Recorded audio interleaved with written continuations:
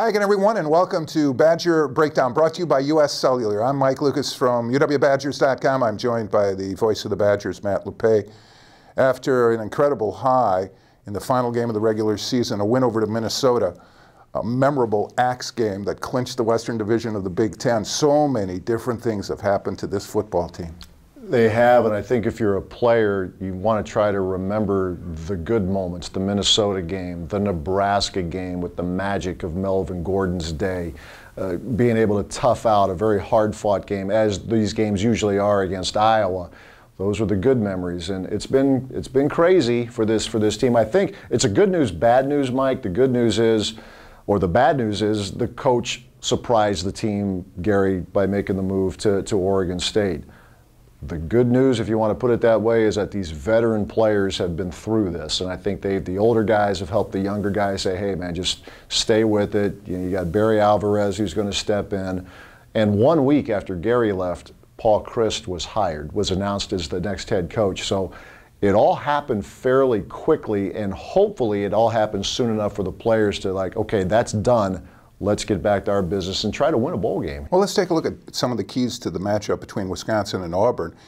The Badgers obviously going through a transition with their coaches and our coaching staff, and Auburn has as well on defense. They fired their defensive coordinator at the end of the regular season. They hired Will Muschamp, the deposed Florida coach, who won't officially take over until after the bowl. But they've given up a lot of points and yards this year. 30 plus in their last 6 SEC games, and and this was coming off a game where they only gave up 7 to LSU. So they have given up a ton of points. They had that shootout in the Iron Bowl. I mean, a 55-44 game against Alabama. That probably has a lot of people's heads spinning to this day.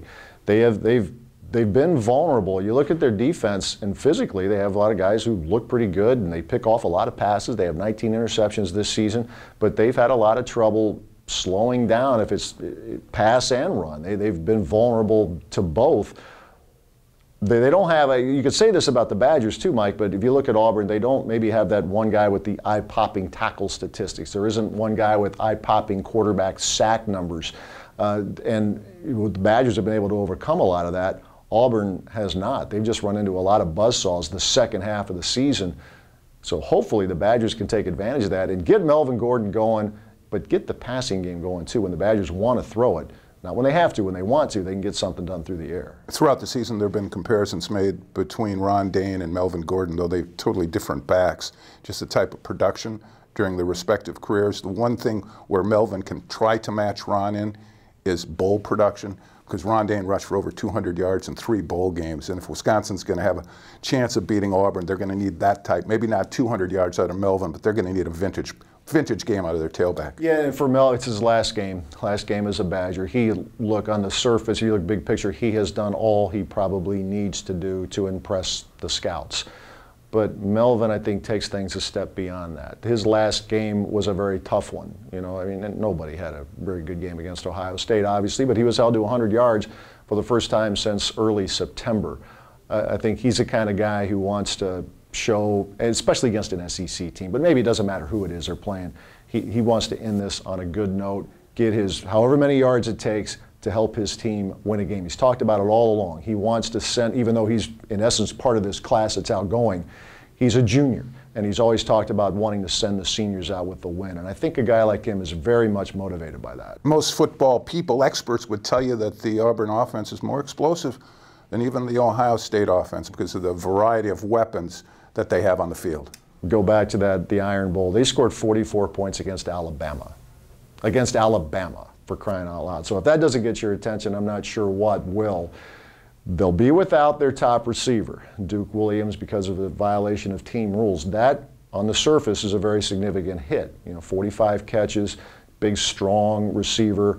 Junior college transfer, had a very good year, and I guess he is coming back for Auburn next season. But they don't have him, but they still have Sammy Coates. They have Quan Bray.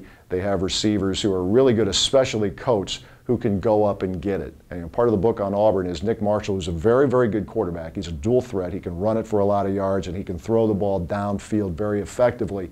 And at times when you watch him, it doesn't look like they're very worried about coverage, about throwing into it, because there's a trust factor with Coates, with Williams when he was in there, but with Coates and other receivers. throw it up there. And if you're covered tightly, if you're double covered, so what? Because their feeling is my guy is going to get it ahead of your guy. They've made a lot of big plays that way. And one of the characteristics of a Gus Malzahn coached offense is that he'll spread a defense to create natural running lanes for his quarterback, in this case Nick Marshall, or his tailback Cameron Artis-Payne. Has put together a very good season. We have to try to put this in context. Melvin Gordon has had a phenomenal year. Cameron Artis-Payne led the SEC in rushing, and and a lot of deception with what they do. Marshall's pretty good at carrying out fakes, and he will keep it. Last year he ran for over 1,000 yards. This year about 750 or so, but Artis-Payne led the league in rushing. And I would think that there's a motivation for him, because when all the great running backs in college football were talked about, there's a lot of emphasis on the Big Ten, and rightly so. I'm not sure how many people north of SEC country knew a lot about Artis-Payne. Something tells me that this kid's going to be pretty juiced to see what he can do against the Heisman runner-up. Badgers once again have the chip on their shoulder from the loss to Ohio State in the Big Ten title game, from the fact they haven't won a bowl game since beating Miami, and that seems like ages ago. We know how important this game is today to the seniors and those players who are leaving, but this will open the door to the Paul Chryst era, which is a big picture look at what's next for this program. And I think these players are smart enough to know, the seniors, you touched on it, their motivation is very obvious: win your final game. The players who are coming back, Paul can't coach, but he's been here, he's watching.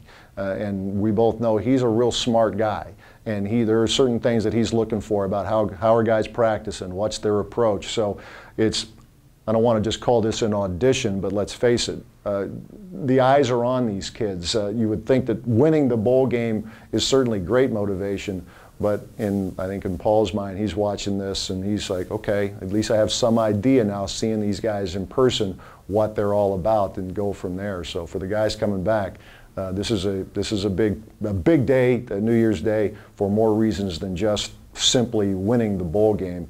You have a new coach that you want to try to have a good early impression on. And they'd like to win for the old ball coach as well, the interim coach, the acting coach, Barry Alvarez. Who's pretty good at bowl games. And it's interesting, he's talked about it a lot, Mike. He's going to take a little, and has taken a little more active role than 2 years ago in the Rose Bowl game against Stanford. And when he takes a really active role, the record shows he wins a lot. Last time they played Auburn, they weren't supposed to win, and they not only won, they dominated. So a 1-point win's plenty, but with the old ball coach back, it'll be fun. Very true. For Matt Lepay, I'm Mike Lucas. Thanks for watching throughout the season. Badger Breakdown brought to you by U.S. Cellular.